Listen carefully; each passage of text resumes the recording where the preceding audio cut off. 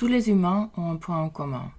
C'est la fréquence énergétique de la source, ou Dieu, présente dans chaque être et dans chaque particule. Cette fréquence ou longueur d'onde est à l'origine de tout ce qui vit. Pour cela, s'approcher de sa vraie nature est la même chose que de s'approcher de la source, car notre vraie nature est la partie de nous qui est la plus proche de la source. En nous rapprochant d'elle, nous nous rapprochons de la source, de l'ensemble de l'existence. Si nous partageons alors tous ce même point d'origine sacrée, pourquoi sommes-nous si différents? Mais imaginons un caillou qui tombe dans un étang. Lors de l'impact, la surface de l'eau se met à onduler.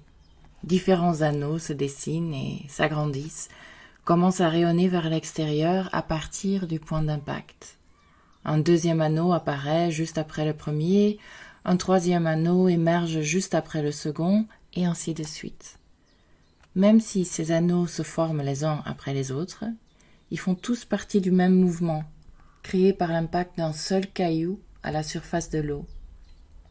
Il en va de même pour la création de l'univers et de l'existence, qui rayonne vers l'extérieur comme le résultat d'une seule impulsion, ce mouvement unique qui contient la création entière. Comme un bourgeon qui détient en lui tout le potentiel de l'arbre, cette première impulsion contenait déjà toutes les possibilités de l'existence. Tout comme chaque molécule d'eau sera impactée par le caillou, nous ressentons tous le mouvement de l'existence, le mouvement du cosmos de façon très différente, parce que nous sommes tous positionnés dans différents endroits par rapport à la première impulsion. Cela donne à chacun de nous un point de vue unique et une perspective singulière de toutes les autres particules, faisant pourtant chacune partie du même mouvement. Quand nous parlons en termes d'existence, ce premier mouvement unique s'appelle la conscience.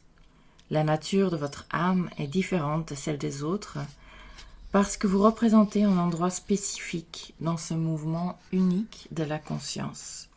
Votre âme contient déjà un degré de chaos ou d'harmonie dès sa toute première émanation. Le degré de chaos ou d'harmonie est déterminé par la distance de cette première émanation avec la source de toute l'existence, le point zéro de l'univers.